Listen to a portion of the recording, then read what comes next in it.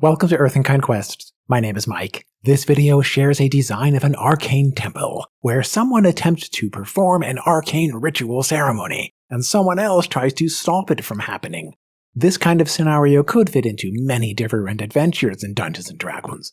It resonates with an enduring, classic theme in science fiction and fantasy that you can adapt into your creative work. I designed this encounter with the intention of adapting it according to whatever might develop with the characters and the directions of a campaign. So far, I have used a few different variations of this scene with my online gaming groups. I modified it yet again for the episodes of Nemesis Battles. In the story narrative of Nemesis Battles, dragons died in this area long ago, and their magical energy has been dormant here for unknown thousands of years. The draconic sorcerer Sebastian Drake learned about this place as part of his lifelong quest to resurrect the powers of ancient dragons and to enact his dream of world domination. After some time, the sorcerer completed a series of tasks toward enacting a ritual ceremony at this arcane temple. Meanwhile, other characters have been trying to stop him. In principle, both sides or teams can go through a series of challenges or sub-quests, building up toward a final confrontation that, of course, inevitably will involve the ritual ceremony at the Arcane Temple. In my approach, the ritual ceremony involves a time constraint.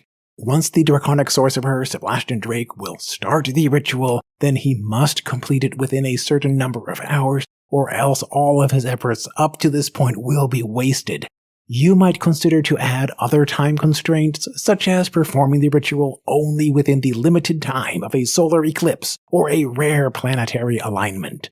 Furthermore, Sebastian Drake needs to maintain his concentration, as if concentrating on a spell, and meanwhile he cannot perform any other action, bonus action, or reaction. He cannot even move outside the ritual space. This constraint or vulnerability gives the opposing characters an opportunity and incentive to act quickly. I like for the Arcane Temple to be situated in a remote location, far away from any major population centers. In this way, the journey out to the location can be part of the adventure. Characters can approach from any direction, passing through a series of zones that present opportunities for learning about the local environment, various hazards of this place, minions or allies of the opposing groups, and clues about how to perform the arcane ritual and how to stop it. All of those points can become relevant and enhanced during the climax encounter at the Arcane Temple. As an extra complication, I might add another person or faction representing a secret society, sworn to a sacred duty of preventing anyone from activating this ancient power. Another twist here could involve a prophecy about one special person who is destined to activate or resurrect the ancient power once again. In this example design, the scene at the temple is grandiose in its physical size, but the individual components are simple. The temple consists of one single large room with only one archway entrance. Given the open archway, characters can glimpse into the interior from a distance. They could witness the progress of the ritual ceremony. They could prepare to cope with whatever they happen to observe. Outside the temple, 4 obelisks act to channel arcane energy into the temple. You could expand on this part by adding an extra step for repairing the obelisks that may have been broken, or perhaps finding rare gemstones or solving ancient puzzles that can unlock and reactivate the energy sources of these obelisks. Additionally, characters could try to destroy or disable the obelisks. I treat these components as huge-sized stone structures with armor class of 18, usually 40 hit points to disable, and 80 hit points to crumble or knock down.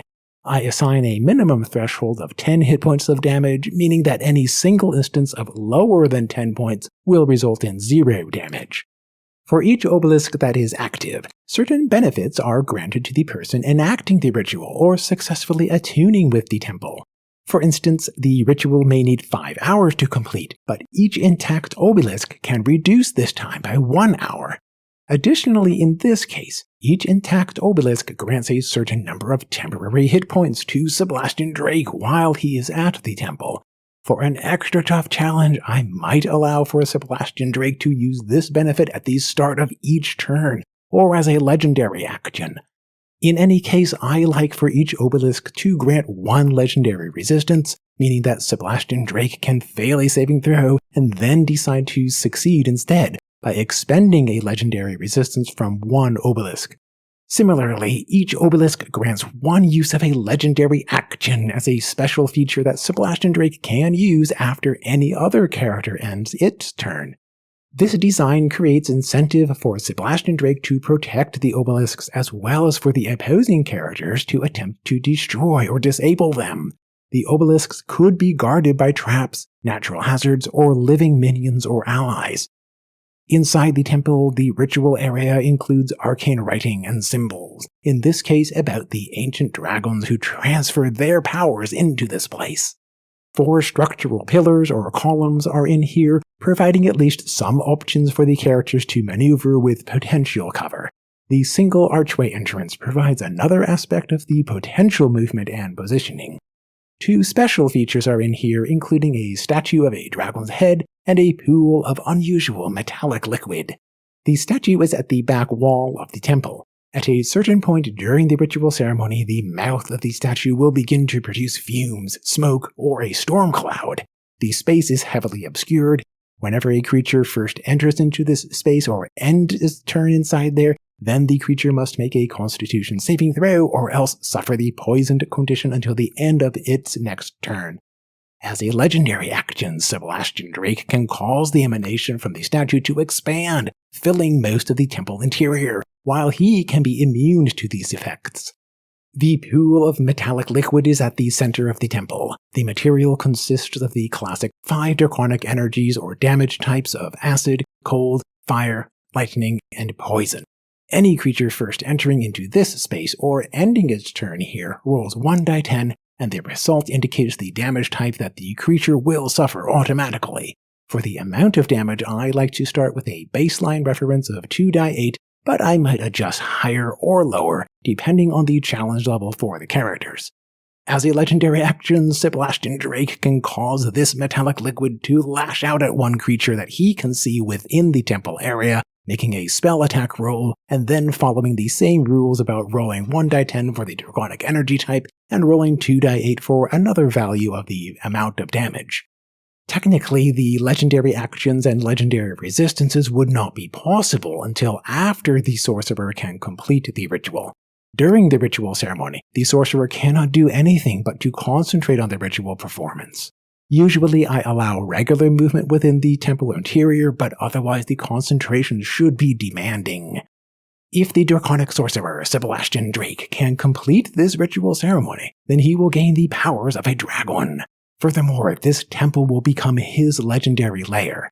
In the game mechanics, Sebastian Drake will advance from his current level 8 up to level 14 as a draconic sorcerer. You might consider a different amount of level increase or another kind of power boost. As I mentioned near the beginning of this video, I designed this scene to be adaptable for modifying into different games and adventures. The example here represents only one possibility. You could explore so many other options with the themes, the environmental location, and the individual components. How would you work with this concept and design in your games and creative work? Please share in the comment section. As always, thank you for watching. I will see you in the next video.